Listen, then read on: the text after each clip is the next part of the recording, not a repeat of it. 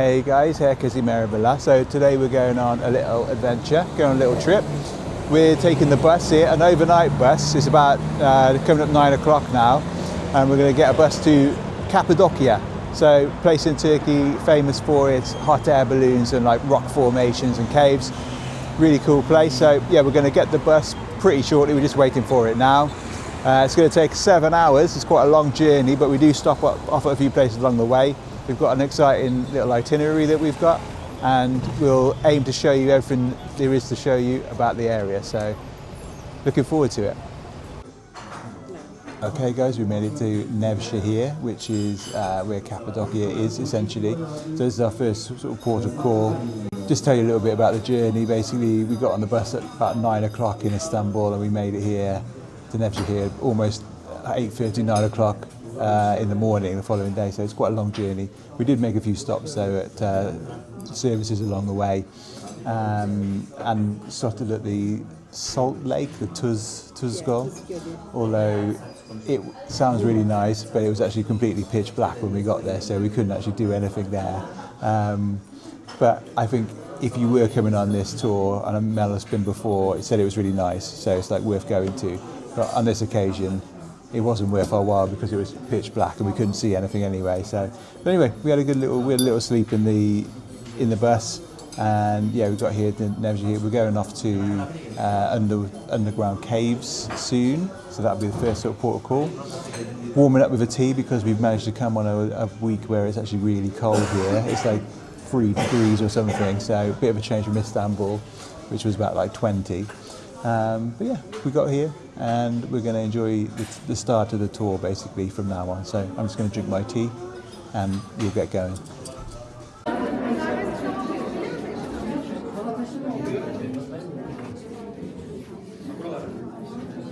Tabakası, volkanlardan çıkan tüpler bunlar. Anlatacağım arabada da volkanik olayları.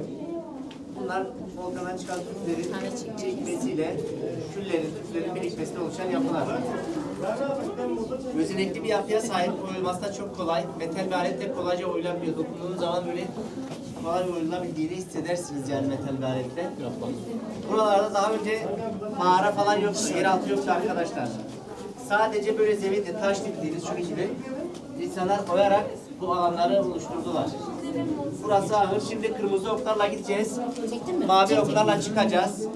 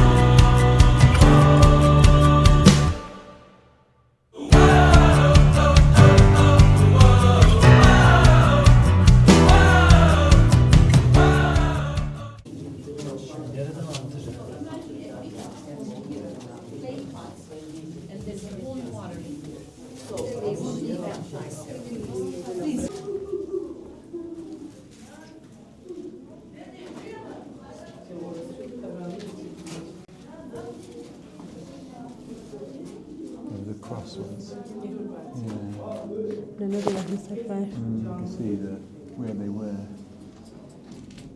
They were stolen, you see. Bölgeye düzenlenmeye başlandı. Araplar burayı fethetmek istiyordu, İslamlaştırmak istiyordu. Bu sefer Hristiyanlar ve Romanlar kendilerini Araplardan saklamak için yeraltını kullandılar. Daha sonra Selçuklu Osmanlı döneminde ise artık saklanmaya gerek kalmadı. Müslümanlar ve Hristiyanlar kardeşçe beraber yaşıyorlardı. Buraları sadece depo olarak kullandılar. Burası 1960'larda ziyarete açıldı. Evet. Sol tarafta 2 tane haç göreceksiniz. Bunlar da zamanda gümüştü. Gümüş haçlar vardı burada. Çalınmış. Buraya keşfedilirken çalınmış.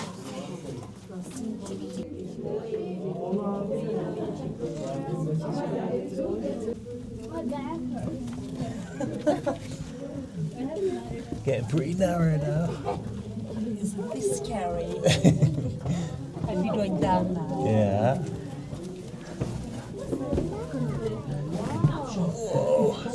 This is really tight.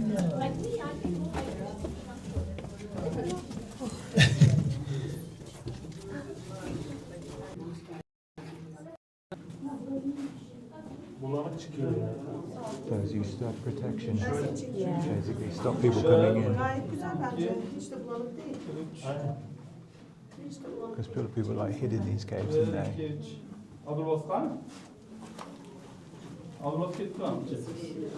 Çabuk bulalım hadi.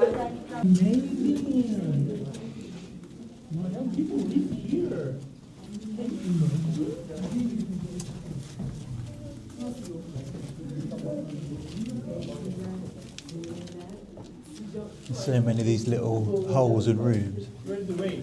Way there? Which way?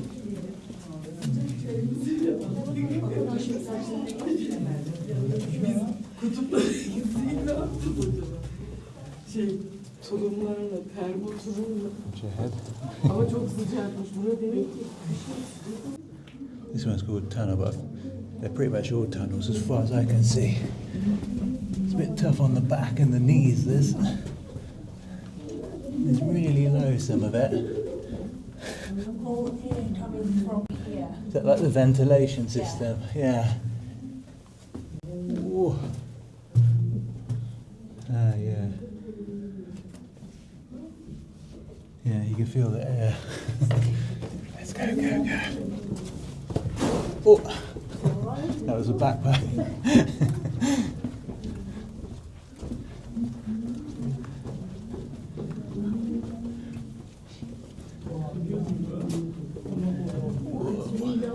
It's really low.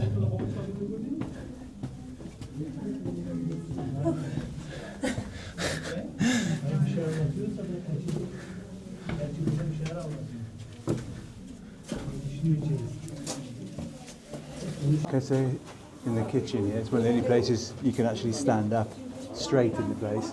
But the guide was just saying, because kitchen, but obviously you're going to get smoke from the cooking, but you couldn't let the smoke go out of the top of the cave because people would see. And this was caves were used for like hiding a lot of the time for people who were sort of persecuted at the time. So the smoke stayed in, and you can see the black on the roof as to how it affected the cave. There's so many of the little rooms and stuff, and you've got the kitchen with all the little storage compartments. Your head.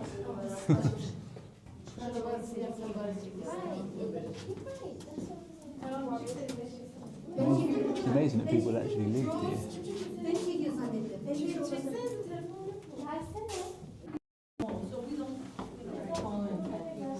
So, what do you think about here? It's good. It's very. You can feel the heat going down, couldn't you? It's very hot when you go down. Well, as you come back up, you can feel it get cooler, definitely. And it's was it red arrows down? Oh, careful, Bektas. It was red arrows for Going down and blue for up if you get lost. So like that. yeah, there's lots of our arrows pointed around. So yeah, it's a cool place. But I mean, it's ancient. Obviously, it's like thousands of years old. It's God knows how old it is, but people living here all that time, hiding out, making food, storing food, making wine.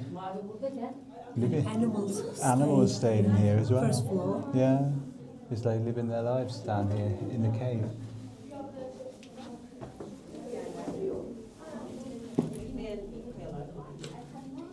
And they didn't have arrows on there to get around.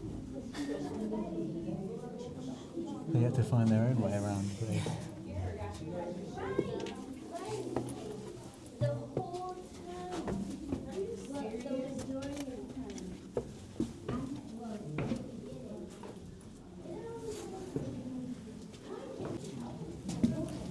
Hello, just making my way out.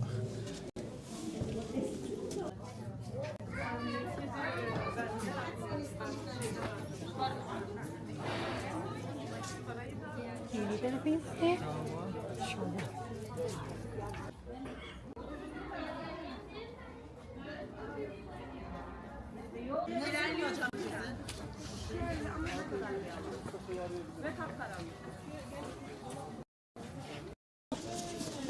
So this is the Kaymakli caves system, basically.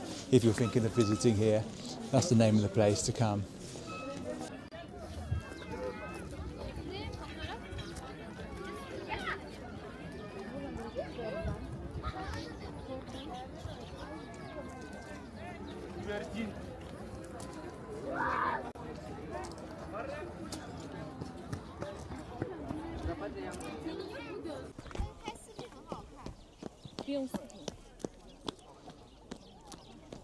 So what we know about this, or what we think we know from reading online, is that these originally were sort of lived in by humans, human homes, but over the years they became homes for the pigeons, and you see the man-made sort of pigeon homes been put into the walls and in the doors and the windows there. And the reason for that was because the fertiliser, the pigeon poo essentially, was used as fertiliser, because some of the soil around here is not that easy to grow stuff in. So it's used as fertiliser to grow crops and feed the local people essentially. So, and although it's not so important nowadays for them to do that, people still like to keep the pigeon houses as they are and keep them in good condition. So it's sort of like keeping hold of the past, keeping hold of the history. Restoranların en yoğun bulunduğu yer burası.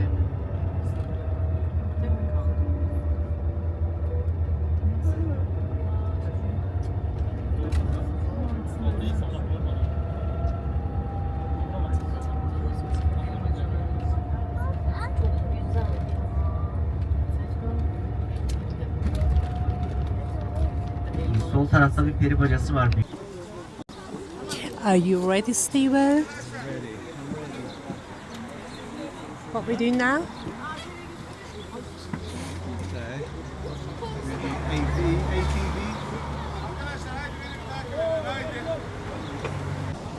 Hey, we ready? Ready for our ATV tour?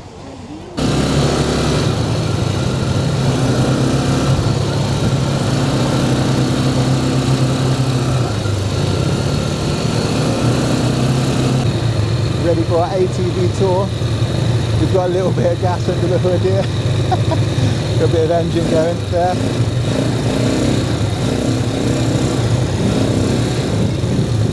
We're in the line at the moment, but well, thank you, mate. Oh, here we go, we're gonna go.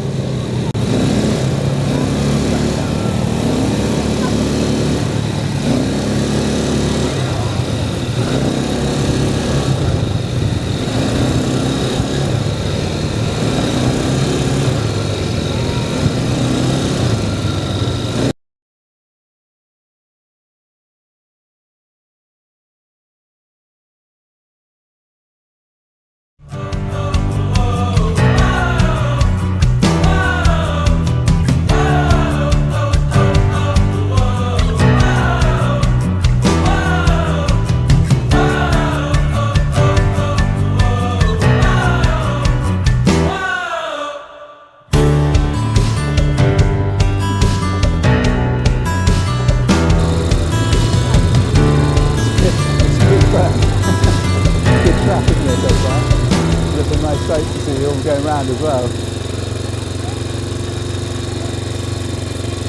Surely on these things, do we?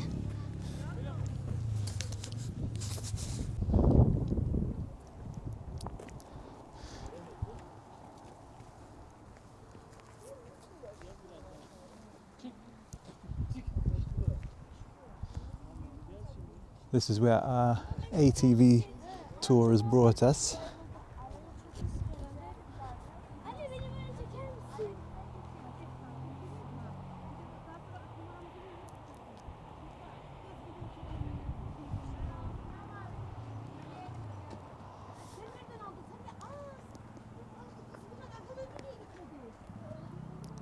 These are known as fairy chimneys, like rock formations that have formed over the centuries.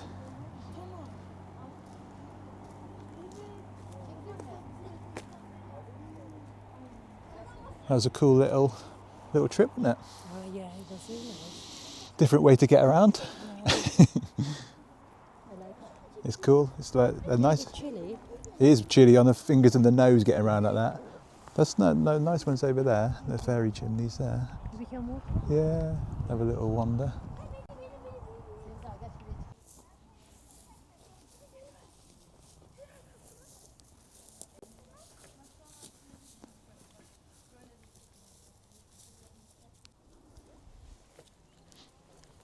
It's like a sponge. Sponge. Yeah.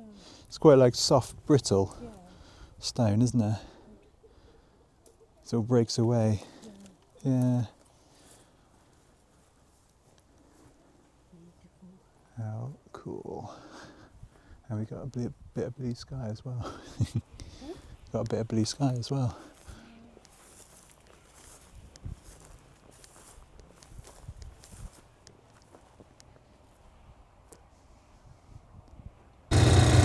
Now for the way back.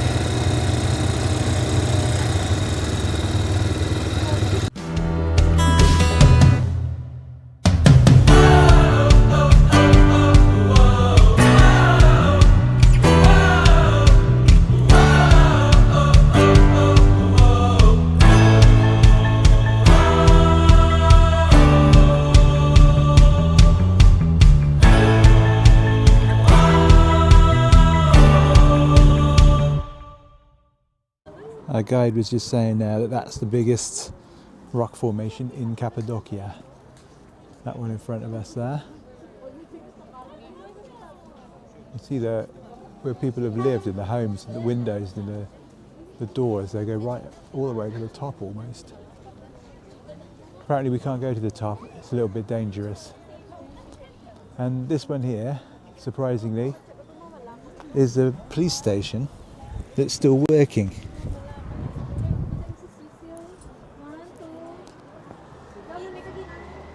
Still a working police station inside the rock there. And the other working one, people are still using as a cafe. The cafe is that one. Perry Cafe Caveman, great name.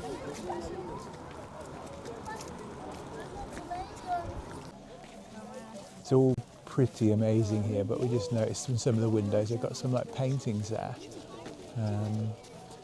Obviously don't know how old they are, but they're presumably like thousands, hundreds of years old. Some of the windows are sort of like been blocked up almost, it looks like, and some of the paintings on. Some of the windows are still open.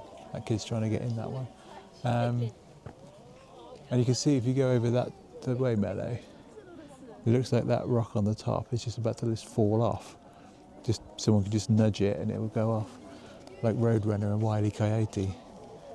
But it's staying there.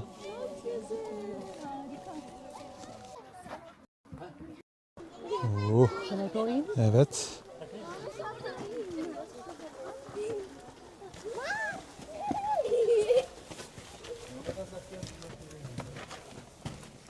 Can you see anything?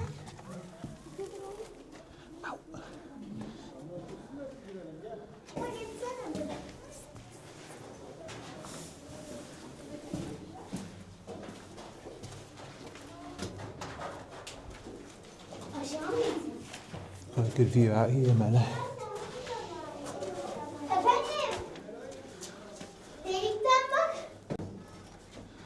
There's brightness there.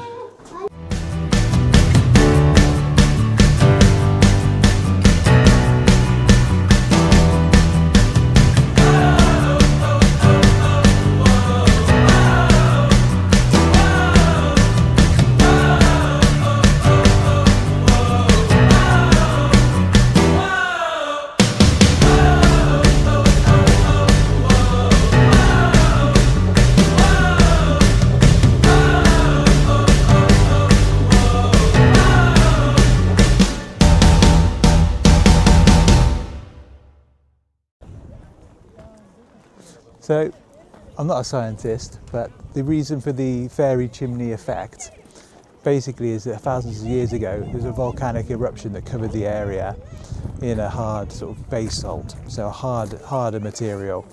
And then after that there was sort of volcanic ash formed a layer under it, which is sort of volcanic ash and thinner. So basically, like over the thousands of years, erosion happened. and because the lower part is thinner and more brittle, that erodes quicker than the stuff that's on the top. So it erodes more on the bottom than it does on the top, which means you get these sort of chimney, fairy chimney effects. So the rock on the top doesn't erode as quickly as the stuff below it, essentially. Which leaves you with things that look like they're going to fall off at any moment. Good morning. Good everybody. morning. You can see that the weather This is is our second day. day two. Yesterday Yeah. was beautiful.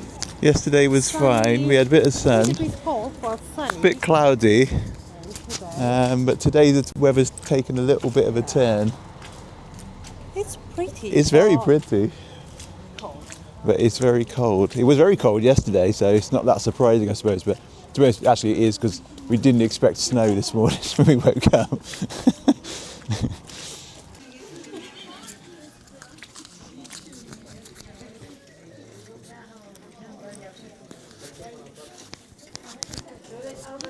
This is a story about here, So Steve. this is an old Greek village, and you can see that old Greek house, hotel and restaurant there. So yeah, they call it Rum, isn't it? In Turkish, Rum, old Rum village. Rum Koy. Greek, is it? Yeah, Greek. So Rum Koy. You can see the amount of snow we've got here. It's quite a lot.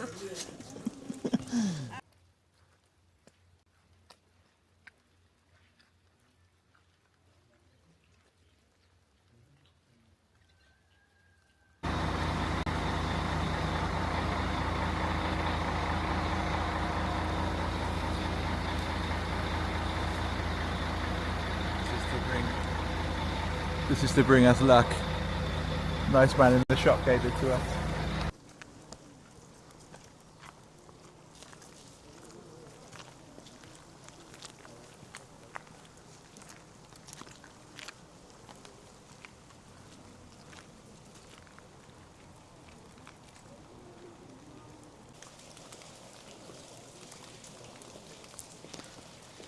A lot of the places we've walked past since we got here, like cave hotels. This one, Giovanni Cave Hotel, says part of a small underground city dating back 10,000 years. You see the rooms in the carved out caves, like we were yesterday. It's a bit. You stayed in a cave hotel last time, didn't you, Melo? Bit different to our hotel this time. Oh my god. Not the same. It's different. It's not in a cave, our one, but it is very old. Okay, so you can see some shapes in the rocks here, and that one obviously is a camel.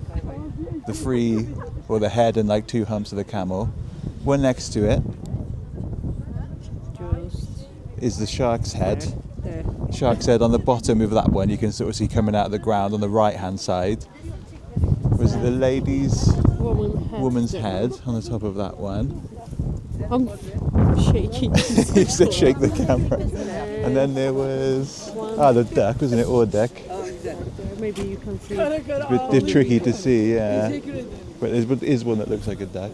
And there's a kertenkele, a lizard over there, isn't there? But that was a bit tricky to see. Can you see from here? There. It's very, to be honest, very difficult to see on the video actually. So, a little closer up view of the camel there. See a bit more easily, and the shark head to the right of it.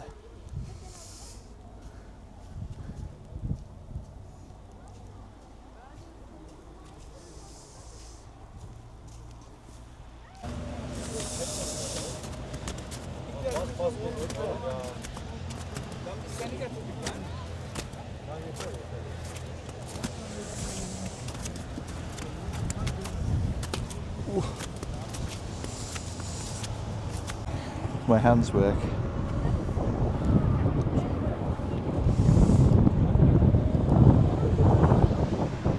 Where we are now, Steve?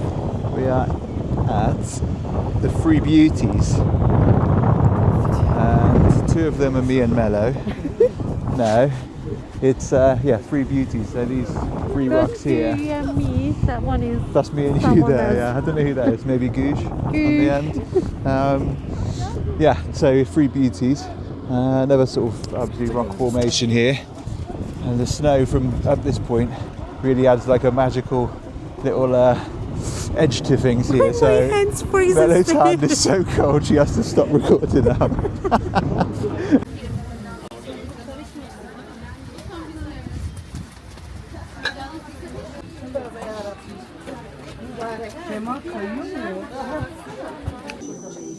Günaydınlar, öncelikle hoş geldiniz, sefalar getirdiniz. Daha önce izledik mi? İlk defa mı izliyoruz? İlk defa. Tamam. Kimi izleyenler onları dışarıya alıyor. Yani normalde bir hani vazonun yapılışını izlemişsinizdir. Ben size daha özel hikayesi olan bir çömlek yapayım ve okuyarak erkekler çömlek yaparak ekonomide çok büyük katkılarda da bulunmuşlar. Bu da örf adetlerimize şöyle yansımış, belki duymuşsunuzdur. Yöremizde çömlek yapmasını bilmeyen erkeğe kız vermezlermiş. Halı dokumasını bilmeyen kızı almazlarmış. Yalnız o dönemde her halı dokuyan, her çömlek yapan erkeğe kız vermiyorlar. Bazı testlerden geçiyorlar. Yani kızın kilimine bakıyorlar. Güzel dokuduysa sabırlı diye testten geçermiş. İlmeği yamuk yumuk olursa ama bu kızın kendine faydası yok, bize hiç faydası olmaz der. Kızdan geriye vazgeçerlermiş. Akıllı kızlar hariç. Onlar genelde ne yaparmış? Annesinin kilimini gösterirmiş.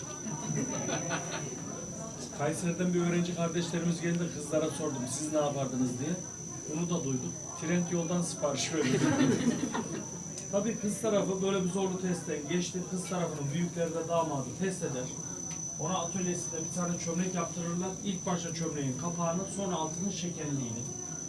Ölçü aleti kullanmadan kapak şekerliğe oturursa kızı verirlermiş.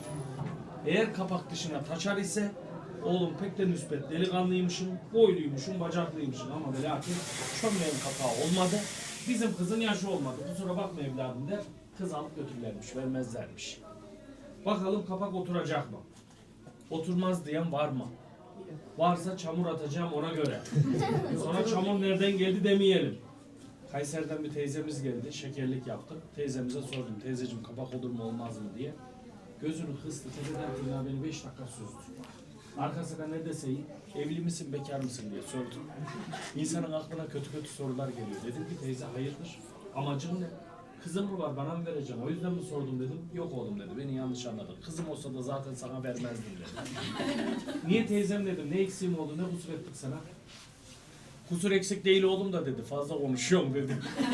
Niye teyzem, niye sordum o zaman dedim. Oğlum dedi, evliyim dersen kapak oturacaktır. Evli değilim dersen kapak bu zamana kadar oturmamış, bundan sonra hiç oturmaz oğlum dedi. O da bize kapak oldu. Yani kapağın şu şekilde içine olması gerekiyor.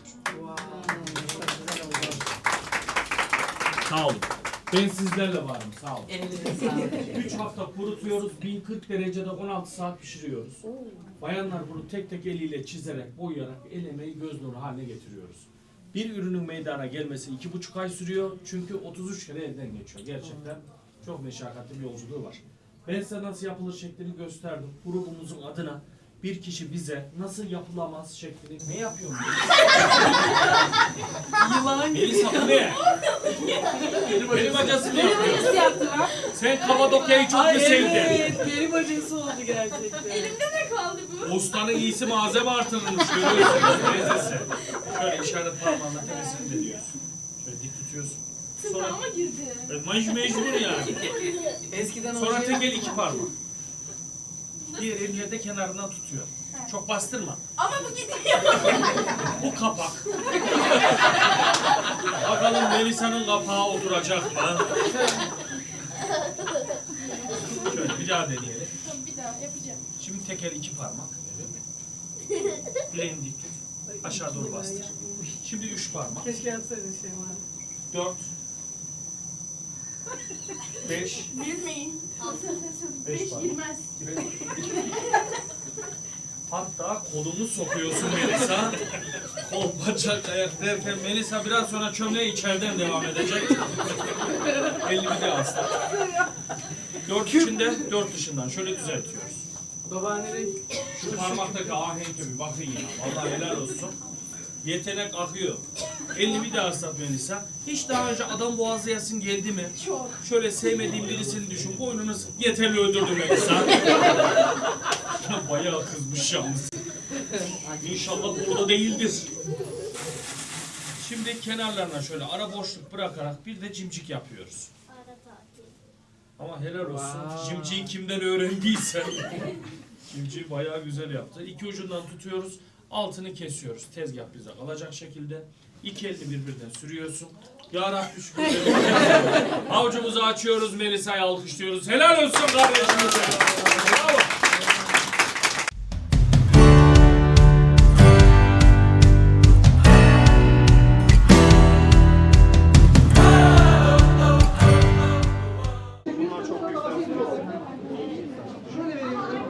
They're all handmade.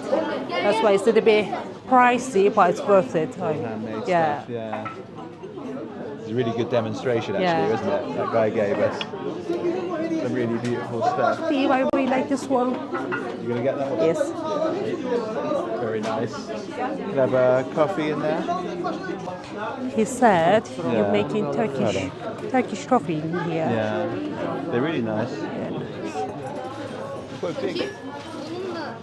Quite a few coffees in there. And he was saying about these for like a present, wasn't he? Yeah, he said, but it's only 2 mugs. Yeah.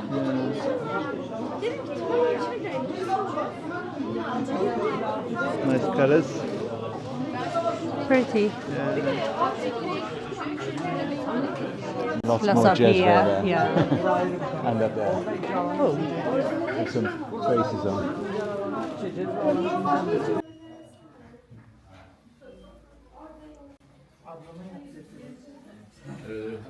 Bilal yapar bize.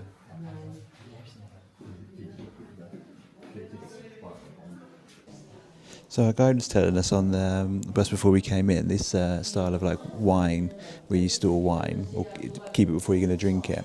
Apparently the Hittite people would put the wine in there, and because they had many gods, and one of them being the sun god, when the sun shone through the circle in the centre, that was when the wine became good and drinkable, basically.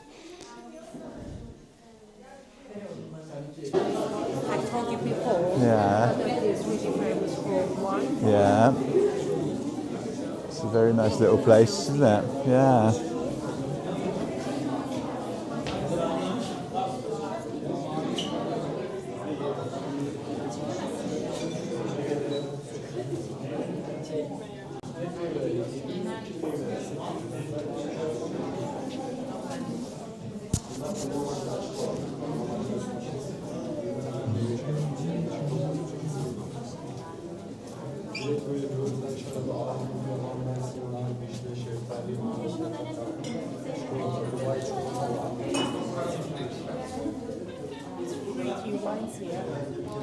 Yeah. This is from Izmir, Şirince. Şirince.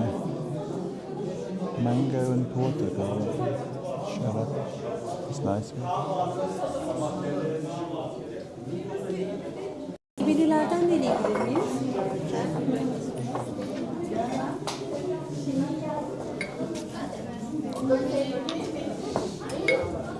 Hangisini alıyoruz? Hangisini? Teşekkürler.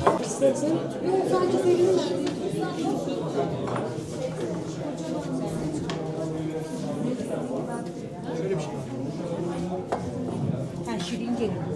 Şirince değil. Bunu aldım ben burada. Bunlar Şirince değil abi. Bunlar Çanakkale bölgesinde sadece bizim mahzenimiz şu yapmış. Ayramit Çanakkale bölgesinde üretiliyor. Ben şunu bir de deneyeyim. Karadut. Evet lütfen. Şu ikisiyi de gözüküyor.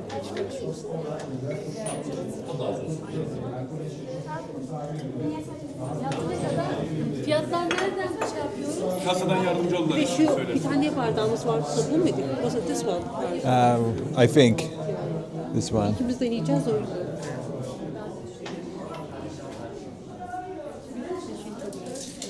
Teşekkürler. Okay, what do you think, Şerefe?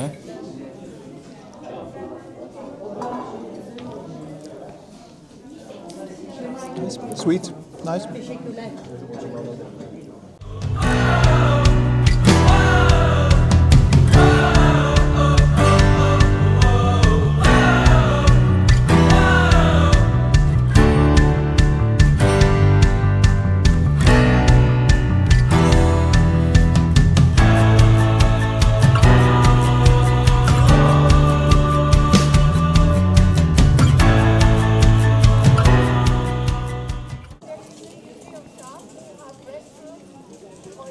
Welcome everybody. We're here at Goreme Open Air Museum, and Goreme is known for the hot air balloons that go up from here. Just looking at more of these rock formations with the windows and doors carved into the rock.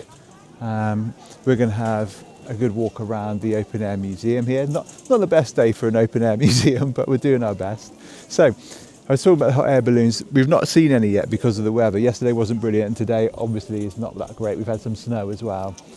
Tomorrow we've got one last chance basically for some balloons, but we do have a backup plan in place to show you some balloons if that doesn't happen. So let's hope it does, but if not, we'll show you some anyway.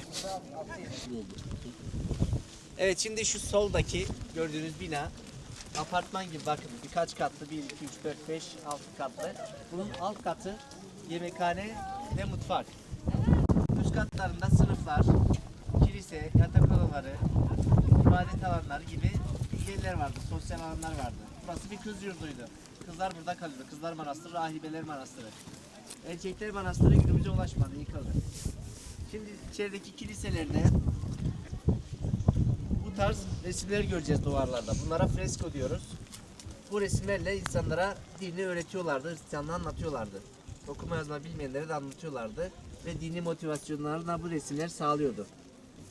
Mesela burada müjde sahnesi var. Cebrail Meryem'e geliyor, diyor ki yakında senin bir çocuğun olacak, babasız bir çocuk, Allah tarafından gelen bir ruh, peygamber olacak diyor. Onun müjdesini veriyor. Burada İsa'nın doğumu var. Bir ahırda doğum yapıyor Hazreti İsa. Bakın Meryem, burada nişanlısı Yusuf. Sepetin içindeki çocuk Hazreti İsa. Yusuf biraz düşünceli bir halde çünkü nişanlılar ve Meryem hani bakire ve çocuğu oluyor.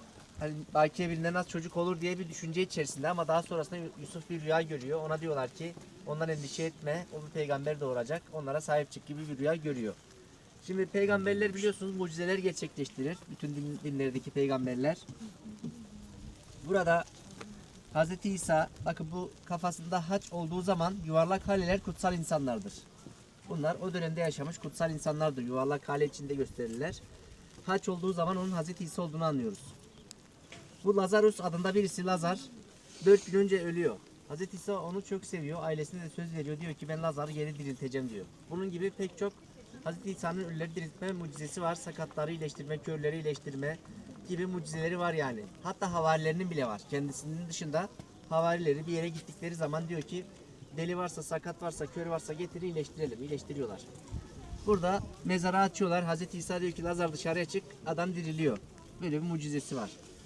Burada değişsiz sahnesi var. Bu da çok meşhurdur. Kiliselerin genelinde böyle bizim kıble dediğimiz kısım var ya, onlarda apsistir o kısım. Doğuya bakar. O bölümde olur, ana bölümünde. Meryem, vaftizci Yahya, aynı zamanda Yahya peygamber.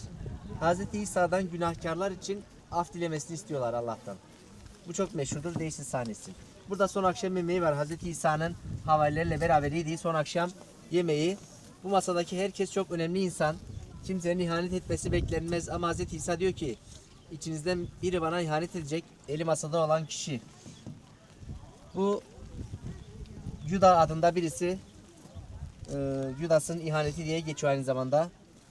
Şimdi Yuda Hazreti İsa'yı Roma askerlerine teslim ediyor. Diyor ki ben kime sarılırsam onun İsa olduğunu anlayın diyor ve alın diyor. Para karşılığında Hazreti İsa'yı böyle deşifre ederek askerlerin onu yakalamasına izin veriyor. O zamanki İsrail toprakları burası. O zaman orada Roma İmparatorluğu yeni hakim olmuş, siyasi politik sıkıntılar var. O dönemde biri çıkıyor ki Tanrı Krallığından bahsediyor.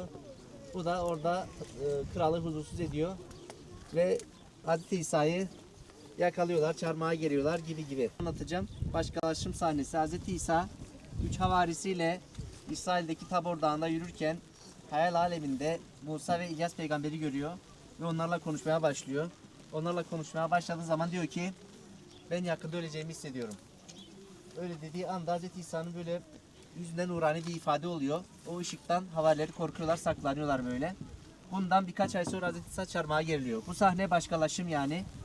Hazreti İsa'nın fiziken ve ruhen göğe yükselişine bir hazırlık sahnesidir bu. Bu tarz resimleri göreceğiz kilisenin duvarlarında. İlkinde basit olanı göreceğiz. Çok az resim var. Ama Meryem ve İsa'nın böyle kucak kucağa bir resim var, onu göreceğiz. Çocuk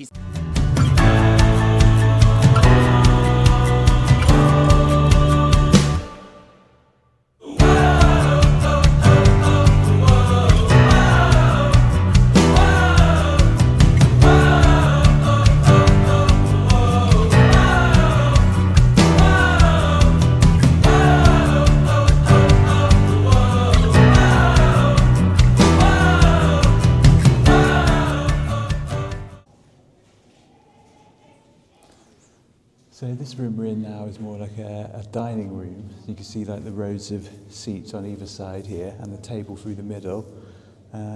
It's thousands of years old. People eating in that way in this room.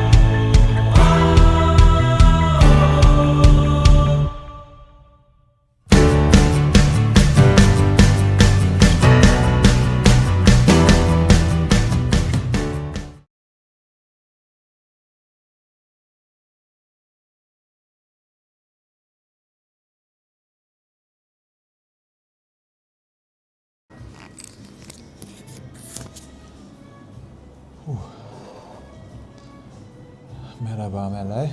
Merhaba. Herkese merhabalar. We came out of the cold and the rain for a little bit to get a little bit of dessert. Tatlı. Looks really nice, pomegranate flavour. Nice bit of sponge and cream in there. Some pomegranate seeds on the top. And yeah, we've been looking forward to having a tea or coffee or anything hot for a while, so we're really happy to get in here and do that. This is Şirince Tatlı. Yeah, we are in Avanos. Avanos is the name of the town. I think it's a town we're in now. It's a bit bigger than I thought it was going to be actually, and there's quite a lot here. Restaurants, cafes and everything. So, and there's a little walk along the river, isn't there? Nicer weather, it'd be quite nice. And a bridge across is quite cool. We might have a little walk up into the town, show you a bit more afterwards before we need to get back to the coach. So yeah, first impressions, nice place.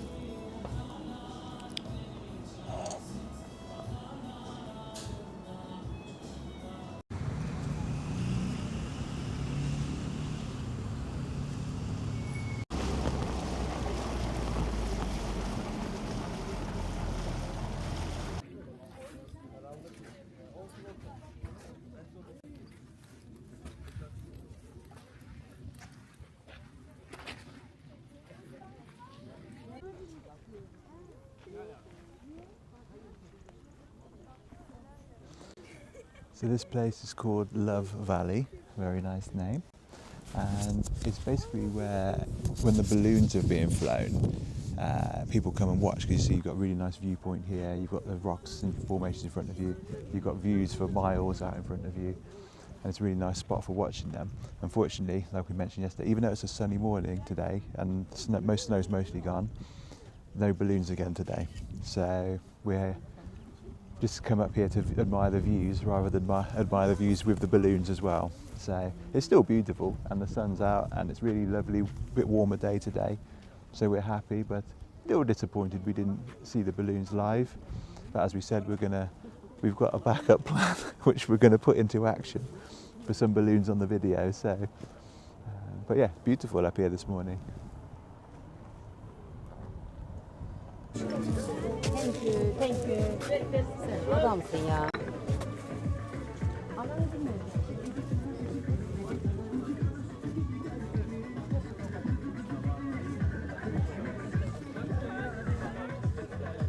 olan Onyx'ten bahsedeceğim. Onyx atölyelerimize kayaçlar halinde geliyor. Ardından 3 farklı işlemden geçerek sizlerin kullanımına hazır hale getiriliyorlar. Onyx'ler 5 ila 25 metre derinliklerinden çıkartılıyor. Bizim için en değerli olanı yeşil onyx. Bunun nedeni en derinden çıkartılıyor olması. Şöyle görmüş olduğunuz gibi onyx'ler transparan özelliğe yani ışık geçirme özelliğine sahip taşlardandır.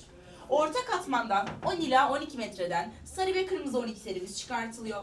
Onlar da gene ışık geçirme özelliğine sahip taşlardandır. En üst katmandan siyah ve beyaz onyx'lerimiz çıkartılıyor. Ortalama 5 ila 6 metre derinliklerinden. Gene beyaz onyx'imiz de ışığı geçirirken siyah onyx'imiz ışığı geçirmiyor. Bunun nedeni hem renginden ötürü olması, hem yüzeye yakın bir tabakadan çıkartılıyor olması, hem de içerisinde yüklü miktarda karbon maddesi bulundurduğu için ışığı geçirmemektedir. İşlenmesi kolay olduğu için %90'ını takıda, geriye kalan %10'luk kısmını da bu şekilde hediyelik eşyalar ve biblolarda işliyoruz değerli misafirler. Çok ufak yarı değerli ve tam değerli taşlardan bahsedeceğim sizlere. Öncelikle harem yüzüğü. Harem yüzüğü dönemin Osmanlı padişahı tarafından Haseki Hatun demiş olduğu hatununa tasarlamış olduğu bir yüzüktür. Sen benim en değerlimsin, gözdemsin, bir tanemsin demek amacıyla tasarlamıştır yüzüğü. Yüzük ön yüzünde dünyadaki 4 önemli taşı barındırmakta değerli misafirlerimiz. Yeşil olan zümrüt, cennet ve bereketi, pembe olan yakut, aşkı ve sadakati, beyaz olan pırlanta, saflığı ve temizliği, lacivert olan safir ise doğurganlığı ve asaleti temsil etmektedir. Bu 4 önemli taş yüzükle birlikte arkadan birleştirilmiştir. Sihirbaz yüzüğü, tasarımı tamamen bizim ustalarımıza aittir. Görmüş olduğunuz gibi sihirbaz yüzüğü ön yüzünde haremdeki 4 önemli taşı barındırıyor değerli misafirlerimiz. Hanımlar, taktım sıkıldım. Giydiğim kombinime uymadı. Bana ön yüzü çok renkli geliyor derseniz, yüzük şu şekilde tek bir hamleyle tek taş pırlantaya dönüşüyor. Yüzüğü tek taş pırlanta olarak kullanabiliyorsunuz. 3200 lira. Aynısının saatsiz olanını 200 liraya aldım. Ben de alma. O almıştı daha önce. Özellikle uyarı eksiği varsa iyi gelen bir taş. Bunlar açık, siyah onyx'ler. Bunlar her ürünleri yarım kağıt olduğu için 100 TL. We come to a special place here where everything is made or handmade with onyx. Sort of it's taken out of the ground here, around Nevşehir here. And obviously the different colours, the different grooves that come within those as well. And they make them into these lovely ornaments and vases, sort of animal shapes. And these bowls, there's also pestle and mortars around the corner. And there was a glow, they're down there as well, the little mixing bowls.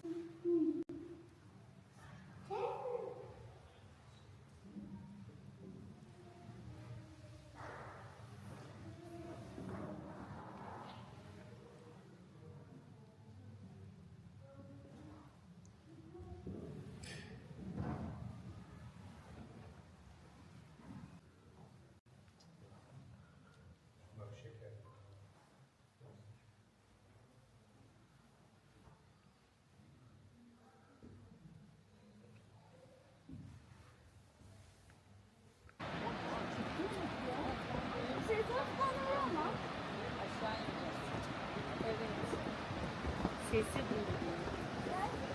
Sessiz olursa güzel.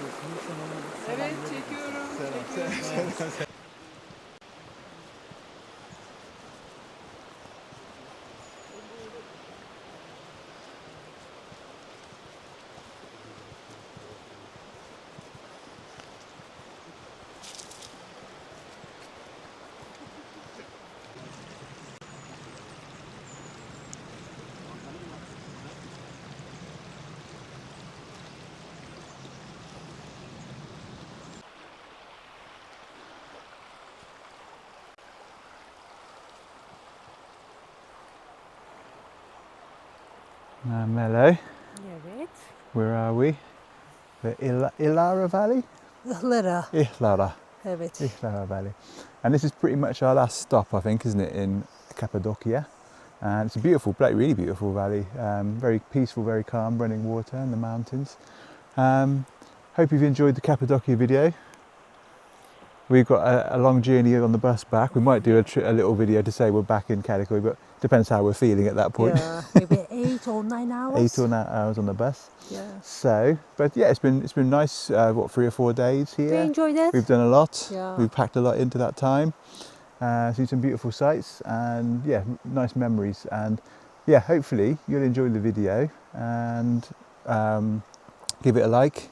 Subscribe, watch our other videos. We've got plenty on our channel now, so watch this one and hope you like the other ones too. We'll obviously be doing an Istanbul video as well, so enjoy and we'll see you soon. Bye. Bye bye.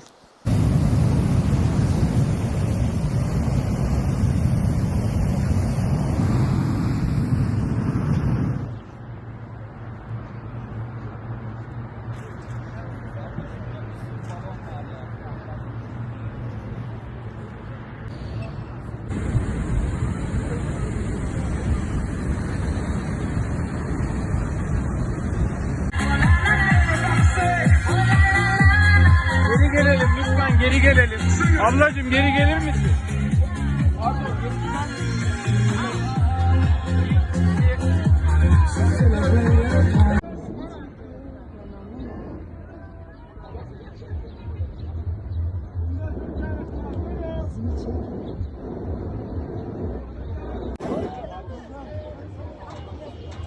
Kappadokya'ya geldik ama geç kaldık biraz.